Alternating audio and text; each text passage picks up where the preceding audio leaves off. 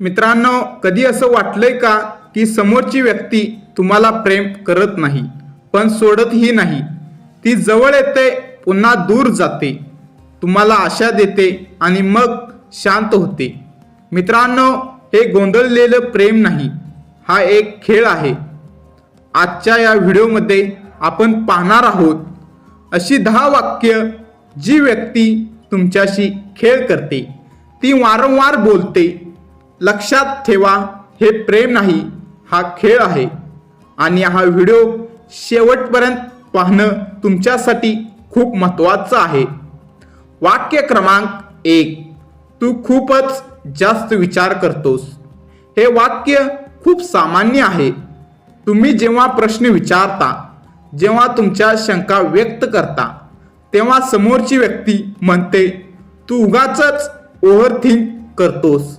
मित्रांनो, ही इमोशनल मॅनिप्युलेशनची पहिली पायरी आहे. तुमच्या भावनांना चुकीचं ठरवणं, तुम्हाला कन्फ्यूज करणं आणि शेवटी तुम्हालाच दोषी वाटायला लावणं. वाक्य क्रमांक 2, मी असं काहीच बोललो किंवा बोलले नव्हते. याला म्हणतात गॅस लाइटिंग. तुम्हाला आठवतं, ती व्यक्ती काहीतरी बोलली होती, वागली होती, पण नंतर ती म्हणते, मी असं काही बोललोच नाही. हळूहळू तुम्ही स्वतःच्या आठवणीवरच शंका घ्यायला लागता. मित्रांनो, ही खेळाची सवय तुमचं मानसिक स्थैर्य तोडते. वाक्य क्रमांक 3, माझा तो अर्थ नव्हता, तू चुकीचा अर्थ काढलास. हे वाक्य ऐकायला खूप सभ्य वाटतं, पण हे खूप धोकादायक असतं. ती व्यक्ती दुखावते आणि मग जबाबदारी तुमच्यावर टाकते. शब्द तिचे, दुखावणं तुमचं. माफी मात्र तुम्हीच मागायची.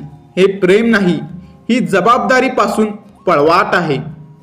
वाक्य क्रमांक 4, तूच मला असं वागायला भाग पाडतोस.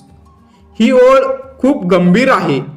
समोरची व्यक्ती चुकीचं वागते, पण म्हणते, तू नसतास तर मी अशी वागले नसते. मित्रांनो, कोणीही तुम्हाला दुखावण्याचा हक्क तुमच्यामुळे मिळवत नाही. ही इमोशनल ब्लॅकमेलिंग आहे. वाक्य क्रमांक 5, मी तुला इग्नोर करत नाही, तूच असं समजतोस. तुम्हाला दुर्लक्ष जाणवतं, कॉल्स येत नाहीत, रिप्लाय मिळत नाही, पण ती व्यक्ती म्हणते, तूच जास्त विचार करतोस. मित्रांनो, दुर्लक्ष हे शब्दांपेक्षा कृतीतून जास्त दिसतं. वाक्य क्रमांक 6, माझ्यावर विश्वास नसेल तर राहू दे.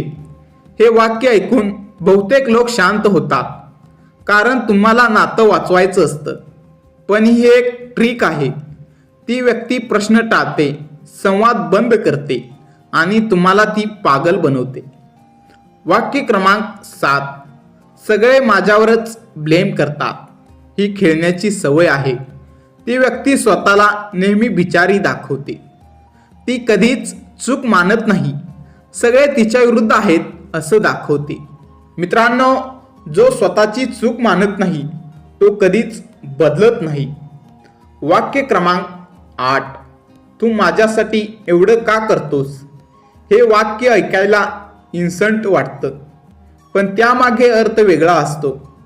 तुमचं प्रेम, तुमचे प्रयत्न, तुमची काळजी, हे सगळं तिला ओझं वाटतं आणि तरीही ती ते सोडत नाही, कारण तिला त्याचा फायदा मिळतो. वाक्य क्रमांक 9, आता नाही, नंतर बघू. ही ओळ म्हणजे तुम्हाला लटकवून ठेवण्याचा मार्ग. नात्यावर बोलायचं नाही, कमिटमेंट नाही, भविष्य नाही, पण तुम्हाला सोडायचंही नाही. मित्रांनो, हे प्रेम नाही, ही कंट्रोल स्ट्रॅटेजी आहे. वाक्य क्रमांक 10, तुला जायचं असेल तर जा. हा शेवटचा आणि सर्वात घातक खेळ. ती व्यक्ती जाणून बुजून तुम्हाला दूर ढकलते, कारण तिला माहीत असतं तुम्ही जाणार नाही आणि जर तुम्ही गेलात तर ती विक्टिम बनेल. मित्रांनो, प्रेमात थोडा त्रास होतो, पण सतत कन्फ्यूज वाटणं स्वतःवर शंका येणं आणि मानसिक थकवा हे प्रेमाचं लक्षण नाही. लक्षात ठेवा, प्रेम शांतता देतं, खेळ गोंधळ निर्माण करतो. जर तुम्हाला नात्यात नेहमी स्वतःला समजावं लागत असेल तर ते नातं नाही. मित्रांनो, ज्याचं तुमच्यावर प्रेम असतं तो तुम्हाला कन्फ्यूज करत नाही, तो तुम्हाला सेक्युअर करतो. जिथे शब्द वेदना देतात, कृती जुळत नाही आणि तुम्ही स्वतःला हरवता, तिथून बाहेर पडणं हे स्वार्थ नाही, ते स्वतःचं संरक्षण आहे. जर हा व्हिडिओ तुमच्या आयुष्यातल्या एखाद्या व्यक्तीची आठवण करून देत असेल तर लाईक करा, शेअर करा आणि चॅनेलला सबस्क्राईब करा. कमेंटमध्ये सांगा, तुम्ही कधी इमोशनल गेम्स ओळखलेत का? पुन्हा भेटू अशाच एका सत्य आणि डोळे उघडणाऱ्या व्हिडिओमध्ये. तोपर्यंत स्वतःवर प्रेम करा.